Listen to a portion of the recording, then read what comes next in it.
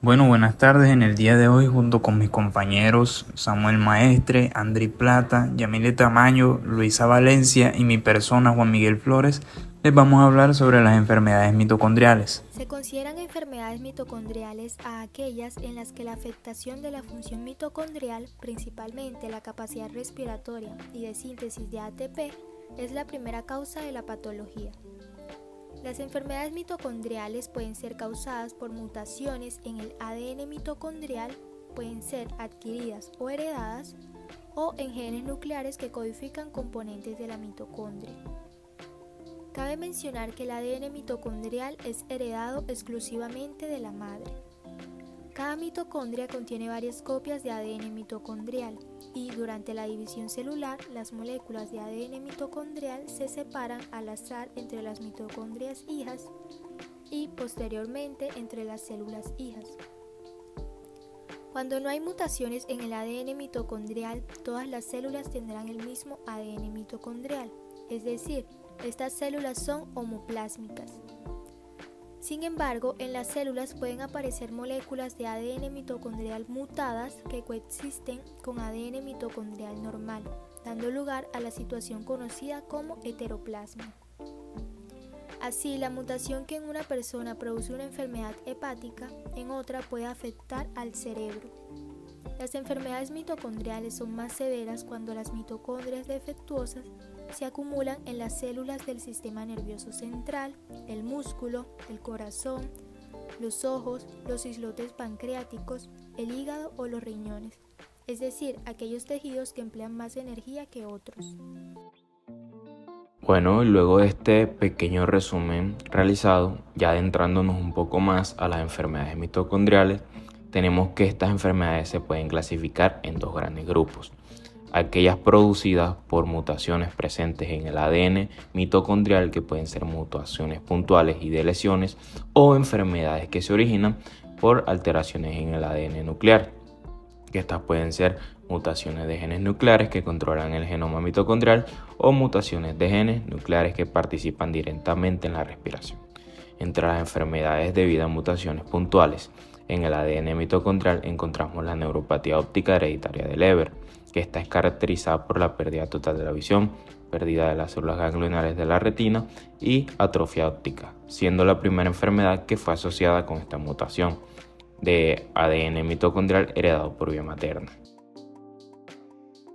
Otro ejemplo de una enfermedad asociada a mutaciones puntuales, en este caso sería la epilepsia mioclónica con fibras rojas rotas, que la presencia de un ARN de transferencia con lisina mutado produce defectos en la síntesis de proteínas mitocondriales, lo cual se refleja en un déficit de la actividad de los complejos respiratorios. Esta se caracteriza por la aparición de convulsiones generalizadas y la degeneración del tejido muscular, que presenta fibras rojas rotas, debido a esto su nombre. Los pacientes pueden presentar demencia, sordera, neuropatía y miocardiopatía. Otra de estas enfermedades mitocondriales sería el síndrome de encefalomiopatía mitocondrial con acidosis lácticas. Y esta se caracteriza por la aparición de accidentes cerebrovasculares, demencia y convulsiones. Esta enfermedad también se asocia a mutaciones en genes que codifican el ARN de transferencia.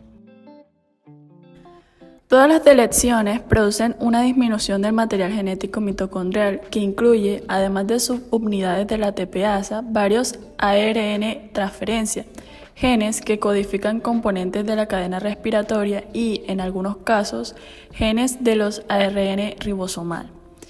Estas alteraciones resultan en una capacidad reducida para responder a las necesidades energéticas de las células. En los niños, la enfermedad es más progresiva y multiorgánica, mientras que en adultos suelen ser alteraciones neuromusculares que progresan más despacio.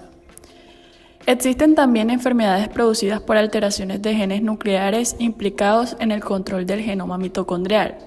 Un ejemplo de este tipo de enfermedades son las que se asocian a una reducción del número de copias del ADN mitocondrial.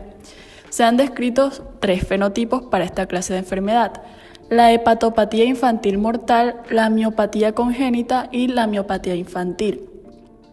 Finalmente, se han descrito cuadros clínicos con herencia mendeliana en los que hay una profunda afectación de la actividad respiratoria mitocondrial y, sin embargo, no hay alteraciones en el ADN mitocondrial. La enfermedad mejor caracterizada es el síndrome de Leigh, la patología mitocondrial más frecuente en niños. Estos pacientes presentan una encefalopatía necrosante con profundas alteraciones neurológicas y respiratorias, aunque en algunos casos pueden presentarse mutaciones en el ADN mitocondrial. La forma más frecuente presenta una reducción de la actividad de la citocromo C oxidasa, sin que existan mutaciones en los genes nucleares que codifican esta enzima. Actualmente no se dispone de tratamientos específicos para las enfermedades mitocondriales. La administración de vitaminas como las del complejo B, coenzima Q, L-carnitinina o antioxidantes como la vitamina E, vitamina C o el ácido lipoico pueden ayudar a reducir los síntomas y a retrasar o a prevenir la progresión de la enfermedad. Bueno, en cuanto a las manifestaciones clínicas, podemos ahondarnos a una idea de la incidencia de este tipo de enfermedades que la va a dar la estimación de que aproximadamente 1 de cada 4.000 niños en el país de Estados Unidos va a desarrollar una enfermedad mitocondrial hacia los 10 años de edad. Y como se ha mencionado, el ADN mitocondrial puede experimentar mutaciones con más facilidad que el ADN genómico. Entonces, la manifestación clínica de la enfermedad mitocondrial y el grado de afectación patológica va a depender obviamente del porcentaje de ADN mitocondrial defectuoso presente en la célula. Entonces, esto significa que las enfermedades mitocondriales se manifiestan cuando el defecto en la capacidad de producir ATP debido a la presencia de ADN mitocondrial mutado no puede ser compensado por las moléculas de ADN mitocondrial normal presentes en la mitocondria. Entonces, es decir, cuando se cruza el umbral mínimo de producción de energía para mantener la función celular. Entonces, todos estos hechos explican que las enfermedades mitocondriales se manifiesten principalmente en los órganos con mayor requerimiento energético y que estos van a constituir un grupo muy heterogéneo de patologías. Entonces, las enfermedades mitocondriales se producen en su mayoría por mutaciones puntuales en el ADN mitocondrial, que son heredadas por vía materna. Sin embargo, en algunos casos se detectan otro tipo de aberraciones como de lesiones o duplicaciones que no son heredadas por vía materna y se piensa que aparecen en fases tempranas del desarrollo embrionario. En cuanto a las consecuencias patológicas de las enfermedades mitocondriales pueden ser muy diversas. La distribución del ADN mitocondrial defectivo puede variar de un órgano a otro y cada mutación puede interaccionar de manera distinta con el fondo genético de cada individuo.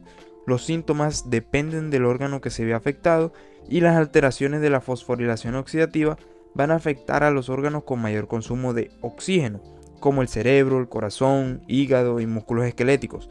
Entonces, por consiguiente, se manifiestan como falta de desarrollo, pérdida de coordinación muscular y pérdida de la visión como algunos síntomas generales. Bueno, en cuanto al diagnóstico, debemos saber que este se fundamenta en la sospecha suscitada por el cuadro clínico.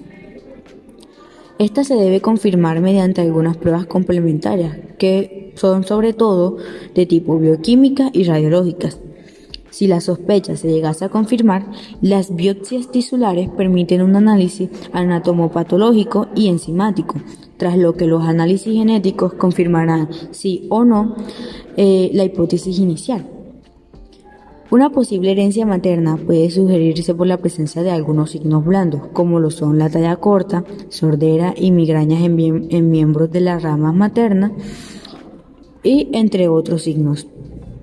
Las exploraciones habitualmente necesarias para establecer el alcance del proceso a estudio llegan a incluir el examen de fondo de ojo, electroencefalograma, potenciales evocados auditivos, potenciales somatosensoriales, potenciales evocados visuales, electroretinograma y estudios electroneurográficos, así como algunas pruebas de neuroimagen.